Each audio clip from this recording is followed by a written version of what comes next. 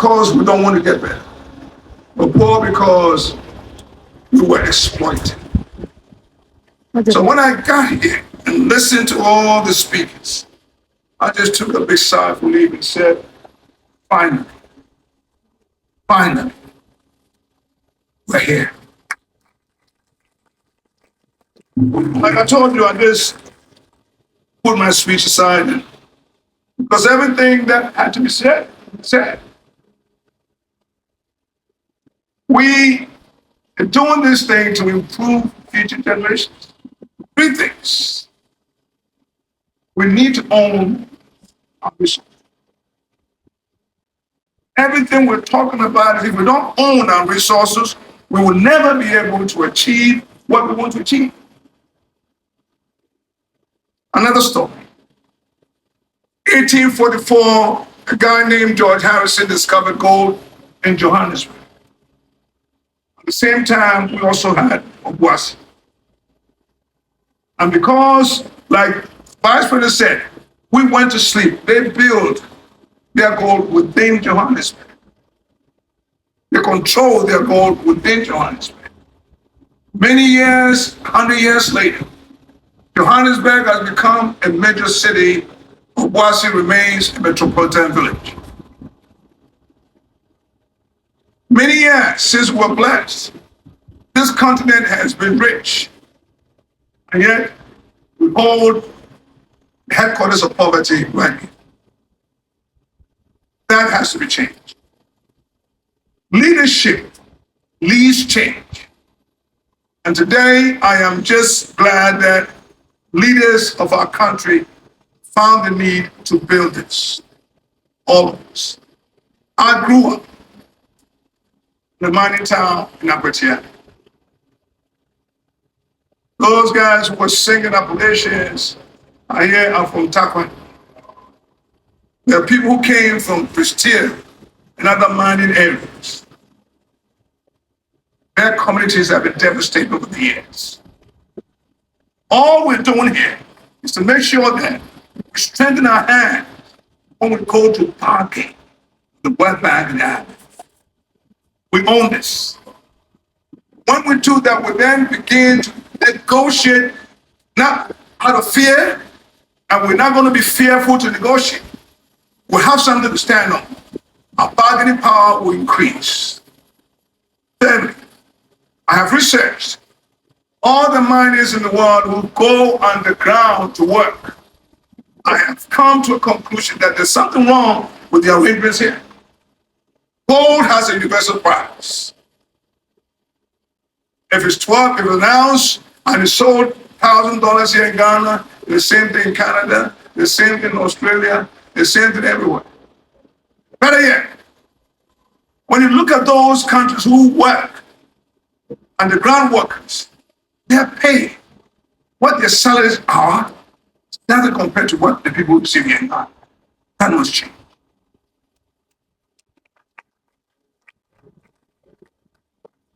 Again, I am from the rural area. We live in. We need to change it. And it takes leadership, like what we have now, to bring about changes. Shouldn't be petrified to change. Our people and our country deserve better. And I'm sure all these gallant men, learned people, will agree with me. We cannot build a strong economy that excludes 70% of us. We go nowhere. So as we build this thing here, and we're not really here in Accra, I agree. But in the future, we are going to just ask that things must come to work on where the people who God blessed them to be where they are, to enjoy their natural resources. The Western region is by far the richest region in Ghana. The last time I checked, they are the poorest. What the white folks did to Africa is what we're doing to our own self. We need to bring development to our people, build infrastructure, open up Ghana, employ people, and do that. I have always said, I don't understand what the Forestry Commission do in Accra, but what the Minister of Agriculture is in Accra. Why the Minister of Dr. This song, Accra. We can open up. And we open up with the leadership leaders. I know they know what I'm talking about. We need to spread the opportunities. Because without the opportunity, no one goes to that. Excellency, I'm not going to waste time because there's nothing necessary. They'll say it all. It is possible. Your Excellency, the Vice President, the Royal Majesty, the Okyehene, President of the National House of Chiefs, Okyehene, my Lord, Metropolitan Archbishop of Cape Coast, my senior brother, the Honorable Minister for Finance, regional ministers, honorable ministers and deputy ministers of state, Prestea Obuase, the chairman of the Forestry Commission Board, governor of the Central Bank, members of the Diplomatic Corps, chief executive officer of the Minerals Commission, managing director of the Precious Minerals Marketing Company, chief executive officer of Royal Ghana Gold Limited, my good friend, chief executive officer of the Ghana Chamber of Mines, and leadership of the Association of Small-Scale Miners, distinguished guests, ladies and gentlemen. The Ministry of Lands and Natural Resources salutes the Vice President of the Republic, His Excellency Dr. Mahamudu Bawumia, for his continued support to the ministry and for leading the efforts for the establishment of this refinery, which he has graciously accepted to commission this afternoon. Distinguished guests, the Vice President has been at the forefront of policies aimed at ensuring optimal benefits from our mineral resources and improving the livelihoods of our people, including the digitalization of the National Assay Laboratory, the Domestic Gold Pitches Program, which has led to a tremendous increment in our gold reserves, and the Gold for Oil Program, which has contributed over 30% of our total crude consumption. The reconstruction of the Apieti community, which was raised down some 2 years ago, and the ongoing efforts at digitalizing the records of the Lands Commission to make it fit for purpose are also some of the remarkable interventions of the Vice President in the lands and natural resources sector. This afternoon, Your Royal Majesties, ladies and gentlemen, he unveils a great milestone that embodies our commitment to value addition, thereby realizing the vision of the Akufo-Addo Bawumia government to make Ghana the mining hub of Africa, where all mining and mining-related activities, from exploration to downstream production and from research to innovation, will be centered. Distinguished guests, as many of you are undoubtedly aware, Ghana is synonymous with gold. History has it that our forebears began mining gold long before the sailing of Africa by the Phoenicians in the 6th century BC, with gold becoming one of the major commodities for the trans-Saharan caravan trade. Indeed, between the years 1493 and 1600, the then Gold Coast accounted for as much as 36% of global gold output.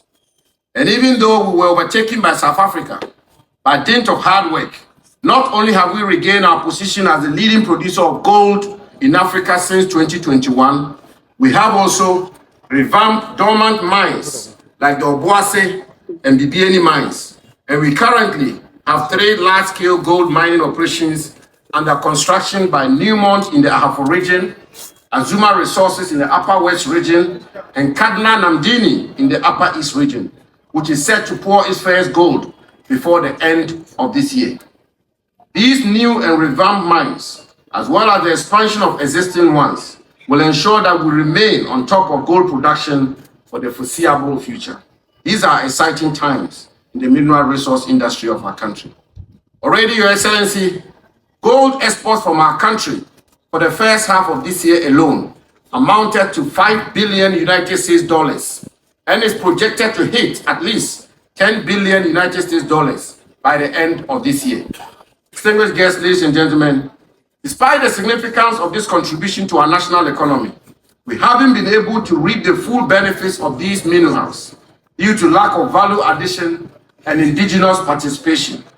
Governments over the years have had to make a choice between remaining primary mineral producers, forever at the mercy of fluctuating commodity prices, or taking full advantage of mineral value chain. For me to be here this afternoon to join you in celebrating the commissioning of a project that is of utmost importance to our country's growth and development.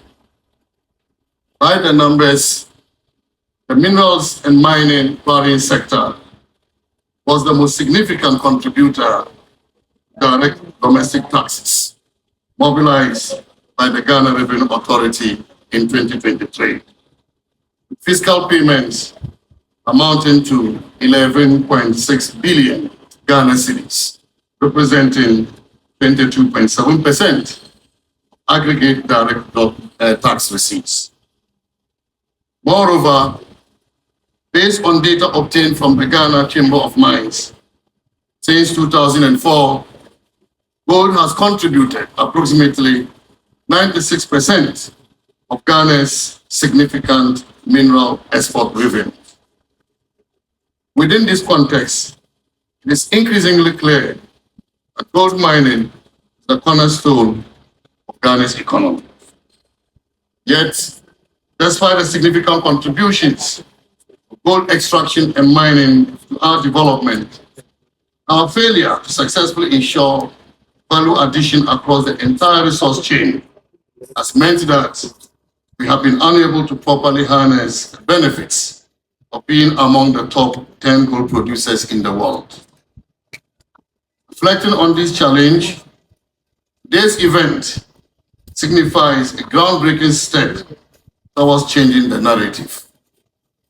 Undoubtedly, the commissioning of this gold refinery marks a pivotal moment in Ghana's journey towards economic independence, as it ensures that the value addition of gold happens here in Ghana, creating jobs, fostering skills development, and retaining more economic benefits within our country. I therefore wish to commend the team at Royal Ghana Gold for embarking on this critical project. Across the government, we are conscious of the vast potential in the mineral sector. And as it stands, Ghana's gold belts remain largely unexplored, representing enormous untapped potential for substantial revenue generation, which we are currently not capitalizing on. We therefore have to change course and ensure that we maximize all the value associated with the mineral sector in our country.